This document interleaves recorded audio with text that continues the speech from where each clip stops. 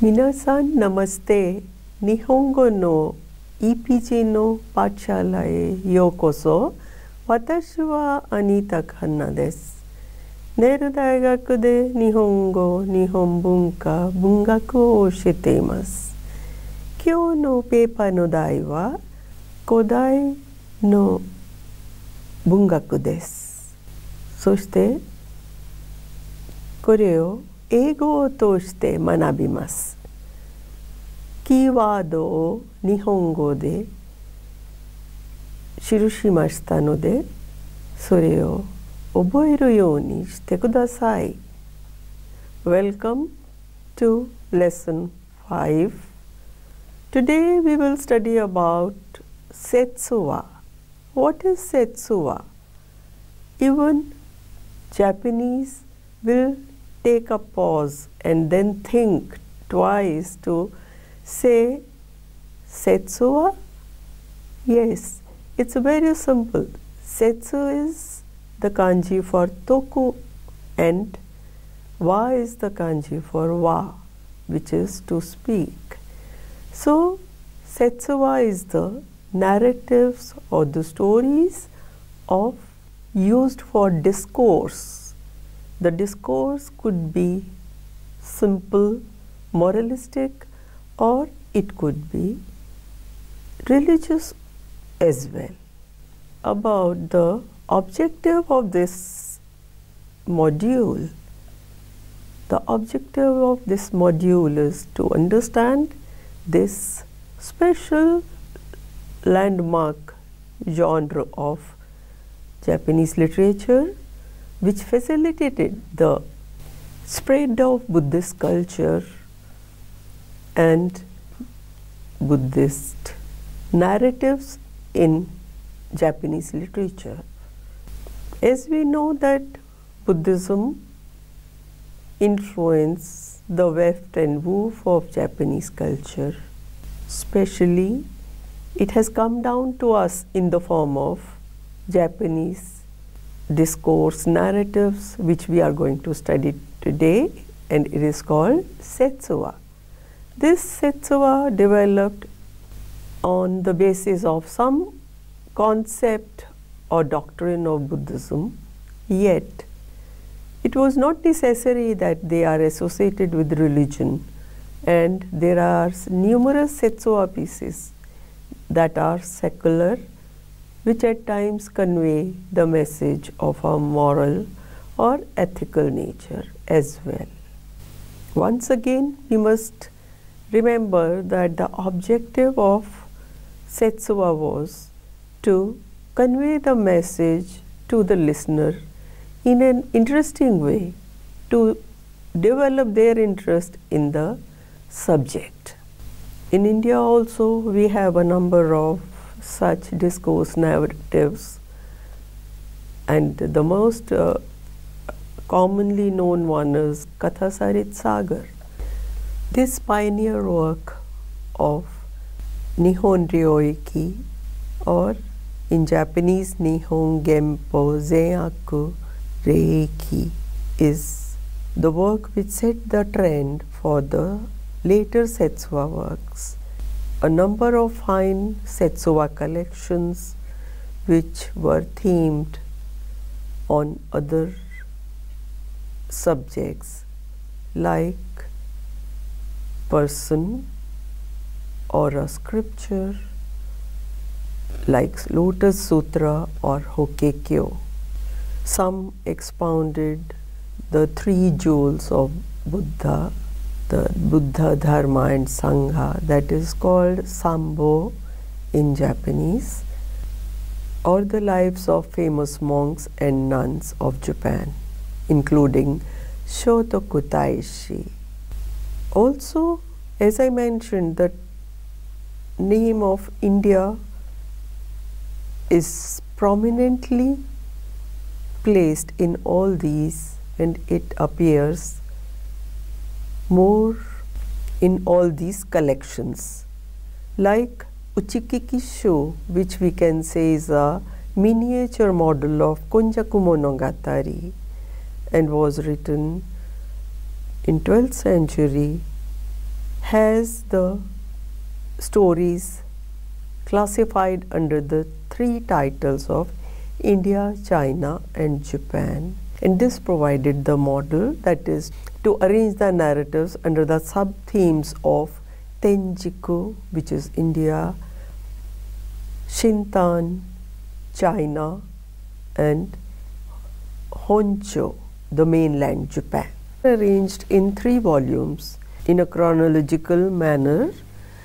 The first volume has 35 tales, the second volume has 42, and the third volume contains 39 tales. And since I said it is done in a chronological order, the first volume covers the reign of Emperor Yuryaku up to that of Emperor Shomu, that is 727. The second volume covers the period of Emperor Shomu, that is 729 up to the period of the Emperor Junin, that is 763. Likewise, the third volume contains stories from 764 up to the period of Emperor Saga, that is 823. Each volume has a preface, and in the preface to the first volume, the author describes his reasons for compiling the work as follows. According to him, the Chinese works were handed down to Japan in 2 phases, and both times it came through the neighboring country of Kudara, one of the 3 kingdoms of Korea.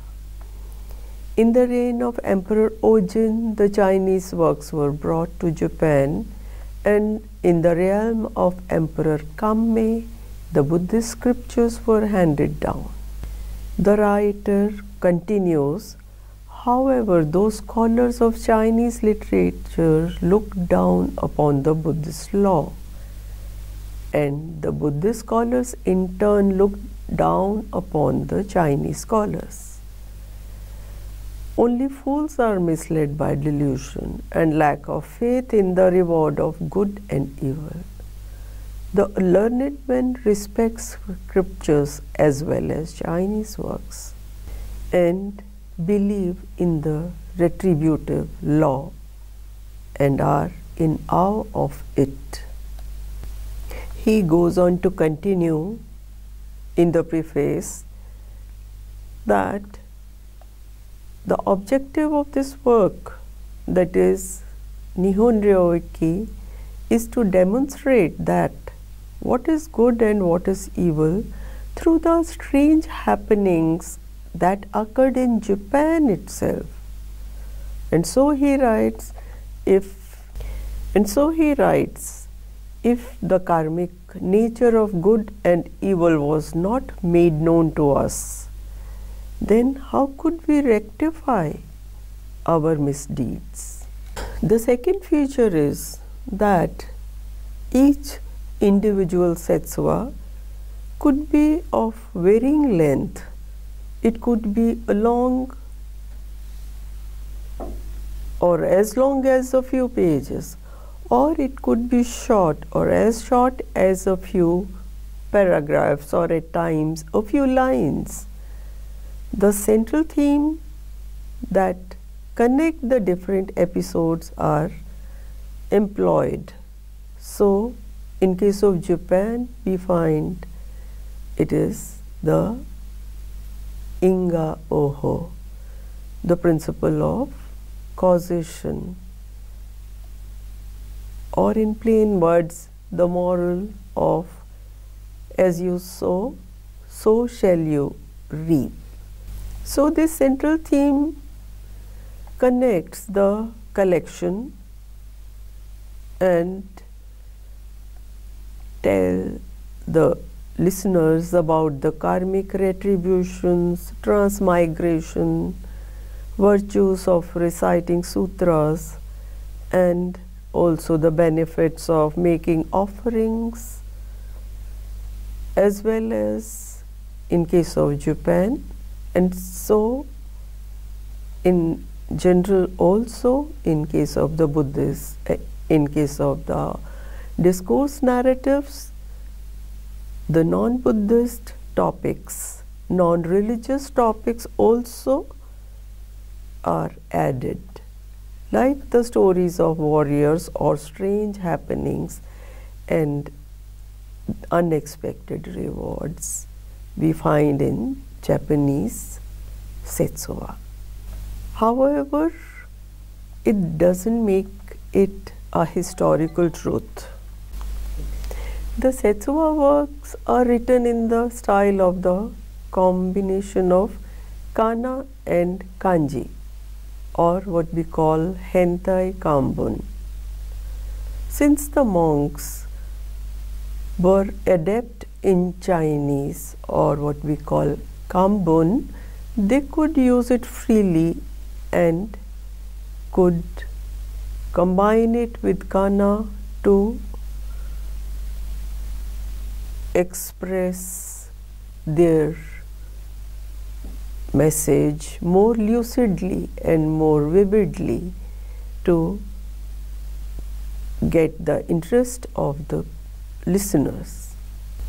As we know, by that time the popularity of kana was also developing and it was on rise, but still, since this genre was popular among the monks and limited to the monks or the Buddhist clergy, so the attempts to combine with the kana only was not found. Also, there was a set of phraseology which was used for Japanese Buddhist narratives.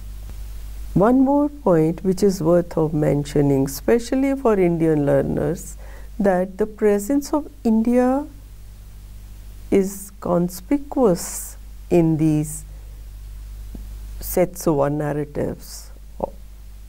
It is in the form of some inferences from the scriptures and helped in disseminating Indian themes in Japanese literature. India in those times was called as Tenjiku in Japan, and so we have Tenjiku Hen as a part of the biggest collection of Japanese Setsuwa, which is Konjaku Monogatari Sho is the largest collection. But first, let's have a look at the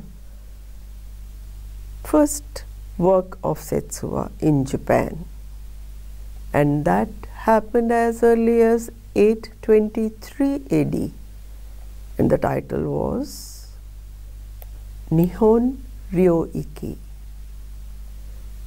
Let me remind you, this is no less than the advent of kana and the writings of Joryu Bungaku, because the writers of Setsuwa also felt that the need to have something closer to their own tradition and to highlight the name of Japan, or to, and also to make a mention of the traditions, the concepts and the thoughts which were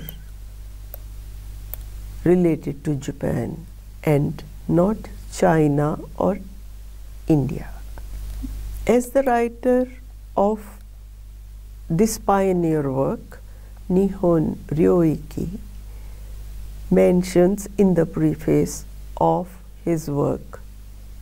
We will come to that later, but let me tell you that the author was a monk, and he belonged to a famous temple called Yakushiji in the capital city of ancient capital of Nara.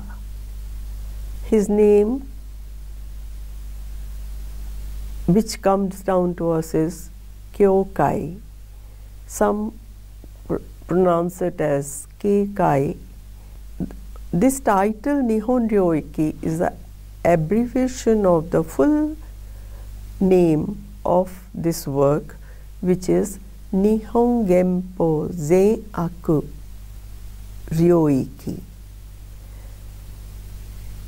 Nihon Genpo is the present dharma,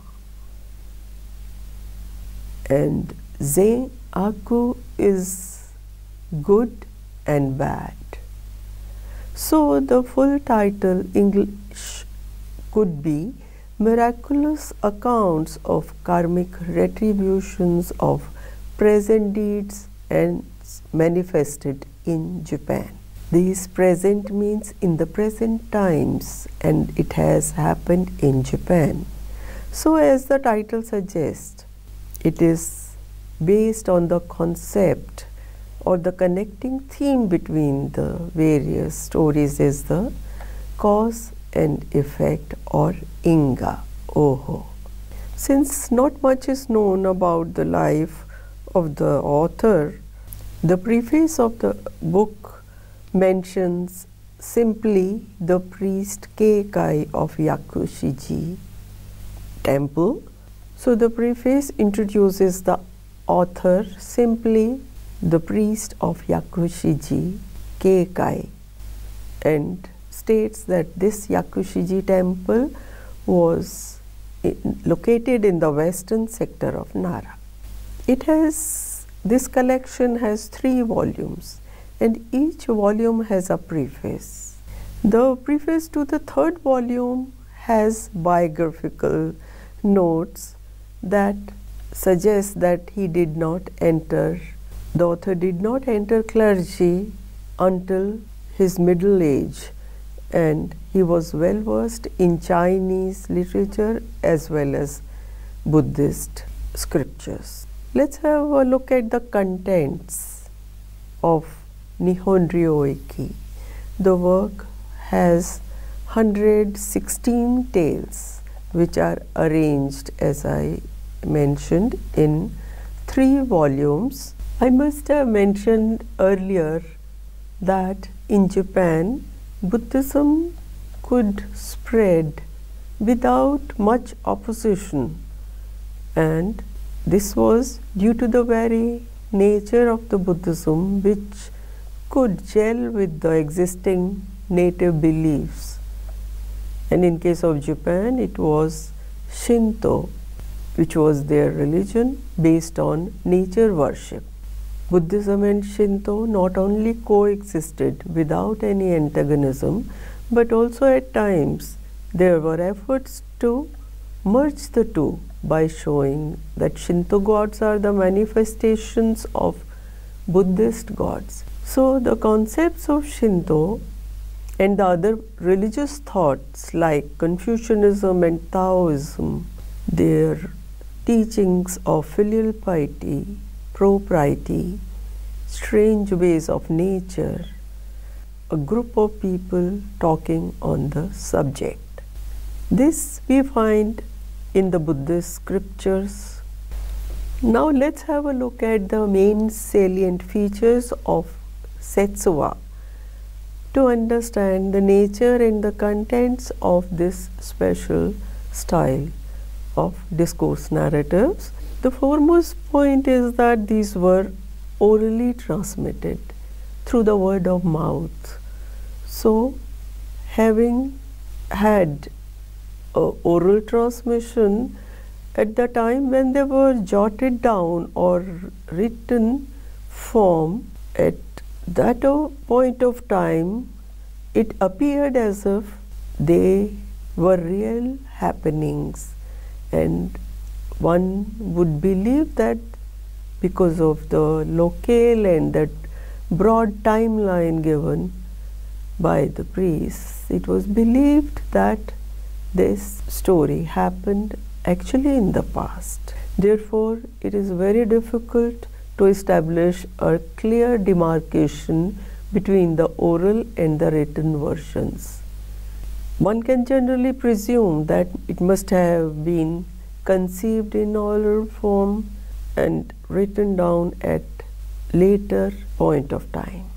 So we find in case of Japan that in some cases it was compiled as a handbook for circulation among the monks. In other words, it was kind of a reference book for the monks to expound the sutras or the miraculous powers of a particular deity, to show the retributive law at work, Inga Oho.